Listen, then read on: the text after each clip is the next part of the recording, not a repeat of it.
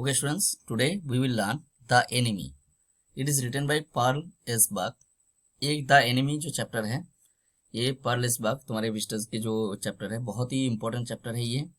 और इसमें सबसे इंपॉर्टेंट बात ये है कि देखो यहाँ पे पहले दे दिया गया है कि it is time of the world war. ये वर्ल्ड वॉर का टाइम था, ठीक है। An American prisoner of war is washed ashore in a dying state. एक अमेरिकन प्रिजनर जो है क्या होता है ना, वॉस्ट एसोर्ड। वो वॉस्ट एसोर्ड का मतलब होता है, मान के चलो जब कोई नाव, किसी के नाव डूब जाते हैं, है ठीक है, तो उस टाइम क्या होता है ना, वो किसी तरह से तैर के हो या फिर किसी तरह से हो, वो पानी के बहाव से हो, वो किनारे तक पहुंच जाते हैं। In a dying state, in a dying state मतलब एकदम ऑलमोस्ट मर चुके थे। And is found at the door step of a Japanese doctor. और कहाँ पे वो मिलता है, वो दिखता है कहाँ पे ना, लास्ट में आके कहाँ पहुंचते हैं ना, door step of Japanese doctor. एक जापानीज डॉक्टर के दरवाजे पे आते हैं वो, ठीक है। शुड ही सेव हिम, क्या वो उसको बचाएगा? यहाँ पे ही मतलब कौन, वो doctor, Japanese doctor. As a doctor, एक डॉक्टर के नाते क्या वो उसकी जीवन बचाएगा, उसकी जिंदगी बचा देगा? या फिर hand him over to the army of as a patriot, या फिर इस आर्मी को सौंप देगा एज ए पैट्रियट के तौर पे। मतलब देश के, अगर देश के बारे में सोचा जाए तो यहाँ पे जो है अमेरिका, तुम सबको पता होगा कि अमेरिका और जापान जो था वो बहुत ही तगड़े दुश्मन थे, मे भी सेकेंड वर्ल्ड वॉर में, ठीक है। तो सेकेंड वर्ल्ड में बहुत ज्यादा दुश्मनी था उन दोनों में।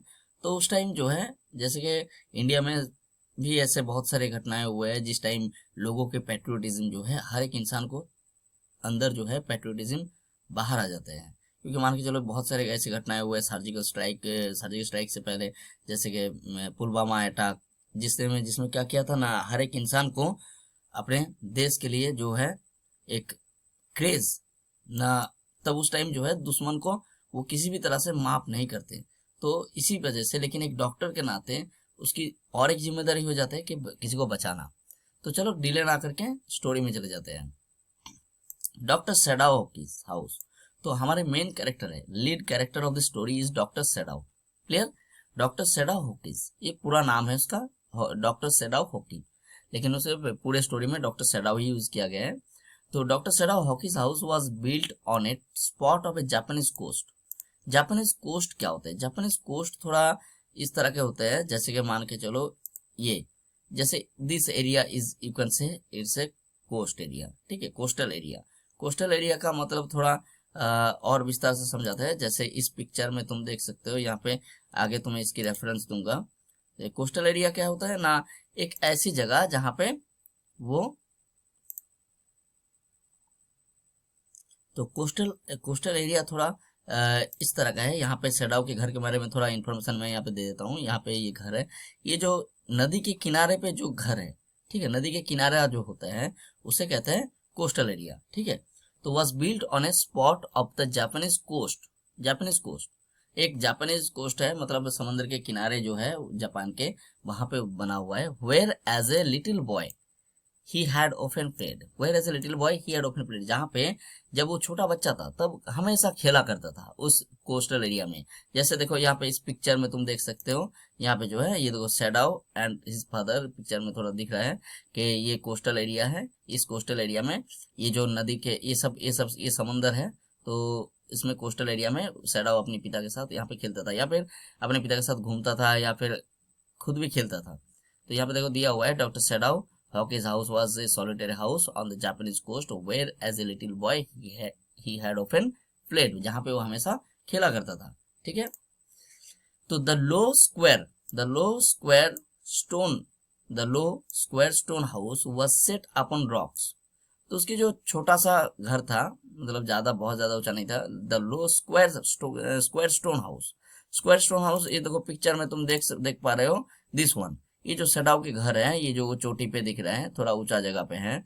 तो ये जो घर है ये बना हुआ था कहाँ पे ना, अपन रॉक्स, वो पत्थर के ऊपर बना हुआ था। वेल अबव ए नैरो बीच, और उसके पास क्या है, एक नैरो बीच, सामने एक लंबी सी बीच है। That was outlined with bent pines. Pines क्या होता है ना, pines is a one kind of tree. Pine एक ट्री होता है जो क्या हुआ है ना, आउटलाइन बना के रखे हैं, ठीक है, नैरो बीच, वो जो नैरो बीच है, बीच किसको कहते हैं, मतलब समंदर के पास जो बालू की जो जगह नहीं है तो उसको बीच कहते हैं। तो यहाँ पे थोड़ा एक पिक्चरल डिस्क्रिप्शन दिया गया है सैडाव के घर का ना। उसकी घर जो था एक पत्थर के ऊंची जगह पे था, रॉक्स पे था, जो स्क्वायर स्टोन से बना हुआ, मतलब लो स्क्वायर स्टोन हाउस था, जो ऊंचे चट्टानों के ऊपर बना हुआ था। जो कि क्या था, उसके सामने क्या था ना, वेल अबव ए नैरो बीच, उसके सामने एक नैरो बीच था, मतलब पतली सी एक लंबी सी एक बालू के एक बीच था। That was outlined with bent pines, और वो किस तरह से आउटलाइंड था ना, बेंट पाइन्स थे, पाइन ट्री मान के चलो, जैसे घर के लंबे लाइन अगर पाइन ट्री के बने हुए हो तो इस तरह के पाइन ट्री से आउटलाइन बना हुआ था। As a boy Sadao had climbed the pines, जब वो बच्चा था, जब सैडाव छोटा बच्चा था, तब जैसे गांव के बच्चे होते नहीं है, पेड़ पे चढ़ जाते हैं, तो सैडाव क्या करता था, क्लाइम्ड द पाइन्स, वो पाइन्स ट्री में हमेशा चढ़ता था, ठीक है। Supporting himself, support on is bare feet, supporting himself on is bare feet, मतलब बेयर फीट मतलब जो खाली पैर, नंगे पैर, ठीक है। वो अपने नंगे पैर से क्या करता था, अपने नंगे पैर के सपोर्ट से वो पाइन ट्री में चढ़ता था। एज ही हैड सीन, और वो किस तरह, क्यों, कैसे करता था ये, जैसे कि वो देखा था man do in the South Seas, South Seas area में लोगों को ऐसा करते हुए देखे थे कि खाली पेड़ वो कैसे उड़ जाते थे पेड़ में। When they climb for coconuts, जब वो कोकोनट्स ट्री में चढ़ते थे कोकोनट्स को तोड़ने के लिए। तुम सब अगर कोस्टल एरिया में कभी गए हो तो देखना, वहां पे जैसे उड़ीसा में है, उड़ीसा में ऐसे बहुत सारे दिखने को मिलेगा कि कोकोनट ट्री बहुत सारे होते हैं वहां पे। तो वहां पे लोग जो है पेड़ पे चढ़ के कोकोनट तोड़ते हैं। His father had taken him often to the island of those seas, तो उसके पिता जो है, his father had taken him often to the islands, तो उसके पिता कभी कभार उसको उस आइलैंड्स में ले जाते थे। आइलैंड्स कहाँ पे, ऑफ दोज सीज, उन वो जो सीज थे, मतलब उसके सामने जो समुद्र थे, उसके समंदर के में कुछ आइलैंड्स भी थे। Islands all of you know के ये एक ऊंचा जगह होता है और चारों ओर it is totally it's surrounded by water, चारों ओर से क्या होता है ना, पानी से पूरी तरह से घेरा होते हैं।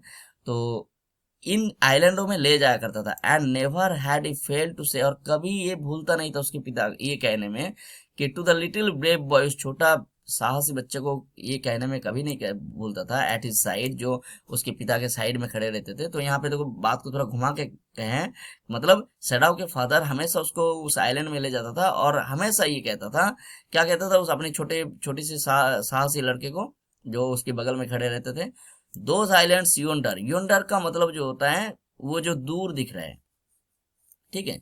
Those islands yonder they are the stepping stones to the future of Japan, ये जो आइलैंड्स दिख रहे हैं दूर दूर, वो जो आइलैंड्स दिख रहे हैं वो आइलैंड ना, वो आइलैंड ही होगा स्टेपिंग स्टोन्स।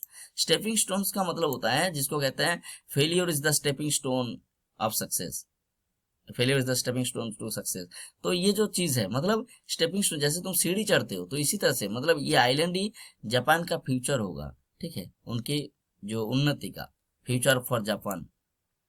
तो आगे देखो, where shall we step from them, तब सैडाव तो छोटा बच्चा था, तो Sadao had asked seriously, Sadao seriously पूछता था कि where shall we step from them, हम सब वहां से कहाँ पे चढ़ेंगे उस, अगर ये आइलैंड अगर हमारे एज में स्टेपिंग स्टोन है तो हम वहां से कहाँ पे चढ़ेंगे, जैसे कि सीढ़ी चढ़ के हम सब छत पे चढ़ सकते हैं, तो उसी तरह से यहाँ पे चढ़ के हम कहाँ जाएंगे, आइलैंड से, आइलैंड हमारा स्टेपिंग स्टोन होगा तो वहां से कहाँ जाएंगे। तो छोटा बच्चा है, बोले हु नोज, कौन जानता है।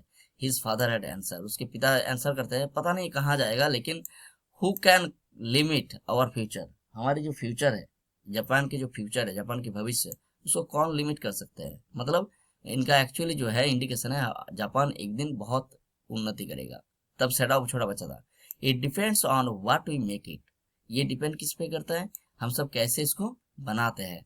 तो सैडाव के घर के बारे में थोड़ा सा डिस्क्रिप्शन यहाँ पे देख लो कि ये जो सैडाव का घर है, ये जो घर दिख रहा है ऊपर चोटी में राइट साइड में, उसके नीचे मान के चलो ये थोड़ा ऊंचा जगह है, दिखाया गया है, उसके कोस्टल एरिया है, और उसके बाद जो है पानी के एक बहाव शुरू हो जाता है, मतलब पानी शुरू हो जाता है, और पानी के दूर थोड़ा सा विजुअलाइज कर लो जगह को, उसका घर ऊंचे चट्टानों में है ताकि पानी वानी ना चढ़ जाए बरसात के मौसम में।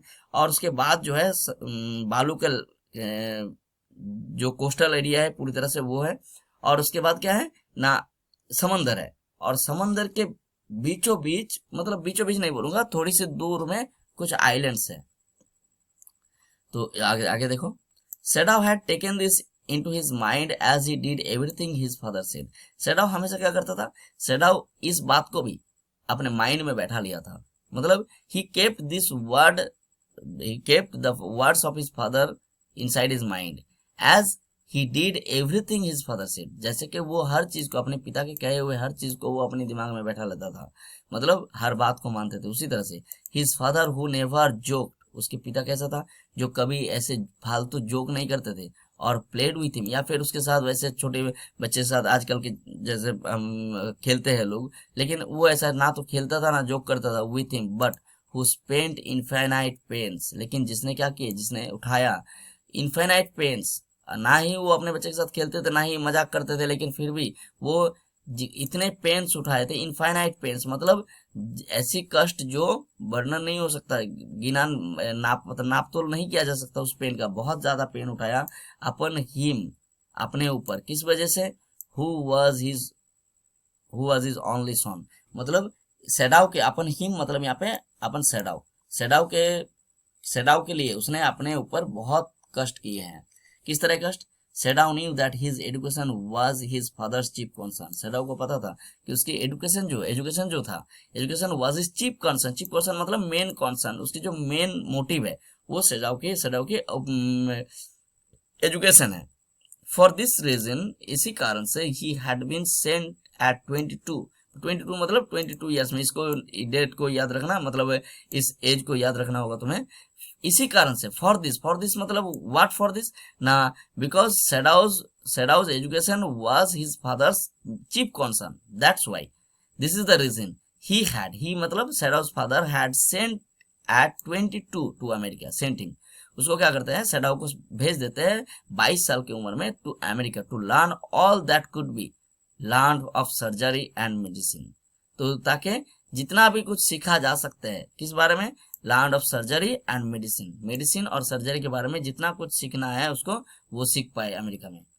ही हैड कम बैक, उसके बाद क्या होता है, he had come back at 30, तो देखो यहाँ पे इस एज को भी याद रखना कि he had come back at 30, तो 30 साल की उम्र में वो वहां से वापस आते हैं, मतलब 22 से 30 ईयर्स तक वो अमेरिका में रह के 8 साल वो अमेरिका में रह के अपने पढ़ाई कंप्लीट करते हैं। And before his father died, और उसके पिता के मरने से पहले, ही had seen shadow become famous, तो ही मतलब यहाँ पे कौन ना, सेडाव के फादर, तो उसके पिता की मृत्यु होने से पहले, ये थोड़ा फ्लैशबैक में बता रहा है पूरा घटना, मृत्यु होने से पहले उससे वो क्या देख के गए थे, सेडाव के पिता हैड सीन सेडाव, वो अपने सेडाव को देख के गए थे, बिकम फेमस, वो फेमस पर्सन ही देख के गए थे कि उसका बेटा एक फेमस पर्सन हो गया, किस वजह से, not only as a surgeon, ना तो सिर्फ सर्जन के तौर पे, but as a scientist also, मतलब यहाँ पे ऑल्सो दिया नहीं है, मैंने ऐड कर दिया, not only as a surgeon but as a scientist, एक सर्जन के तौर पे ही नहीं, एक साइंटिस्ट के तौर पे भी, मतलब देखो सर्जन क्या होता है ना, सर्जन जो ऑपरेशन करते हैं, तो एक सर्जन के तौर पे तो वो देखे ही थे कि मेरा बेटा बहुत बड़ा सक्सेसफुल हुआ है, बहुत बड़ा सर्जन बन गया, और दूसरी बात है कि एज ए साइंटिस्ट भी, साइंटिस्ट मतलब मान के चलो जो एक ऐसे इंसान जो मेडिसिन के ऊपर रिसर्च कर रहा हो, ठीक है, तो सेडाव के पिता के जो सपना था वो पूरा हो गया, मरने से पहले वो अपने बेटे को अच्छी तरह से सेटल होते हुए देखे थे, because he was perfecting A discovery, देखो यहाँ पे क्यों, एज ए साइंटिस्ट के तौर पे क्यों ना, मैंने पहले ही कहा है जो डिस्कवर कर रहे हैं, because he was perfecting A discovery, क्योंकि वो एक डिस्कवरी को परफेक्ट कर रहा था, परफेक्टिंग मतलब जो पहले इन्वेंट हुआ है लेकिन उसको और अच्छी तरह से परफेक्ट करना, विच वुड रेंडर वुंड्स, जो क्या करेगा, रेंडर मतलब क्योर, ठीक है, यहाँ पे याद रखना render means cure, which would cure wounds entirely clean, जो वुंड्स को क्या करेगा, पूरी तरह से क्लीन कर देगा। He had not been sent, यहाँ पे थोड़ा मैं रुक रहा हूँ क्योंकि वो जो घाव था, मान के चलो पहले भी डिस्कवरी, इसीलिए इन्वेंशन नहीं हुआ है, डिस्कवरी क्यों, क्योंकि इन्वेंट तो हुआ है, घाव तो जख्म भर जाते हैं लेकिन पूरी तरह से नहीं भरते हैं और उतनी जल्दी नहीं भरते हैं, तो इस दवा को एक ऐसी दवा बनाना चाहते थे जो घाव को पूरी तरह से क्लीन कर देगा, और साथ में कोई एक देखना मार्क रह जाता है कभी कभार, तो वो मार्क भी नहीं रहेगा, तो इस चीज के ऊपर वो रिसर्च कर रहे थे, ठीक है, तो ही वॉज परफेक्टिंग, उस चीज को जो दवा आविष्कार हुआ था रेंडर करने की, उस रेंडर करने की दवा को परफेक्टिंग कर रहा था। तो ओके बच्चों, अगर वीडियो तुम्हारा हेल्प आए तो इसको लाइक कर देना और चैनल को जरूर सब्सक्राइब कर देना। Thank you, have a nice day.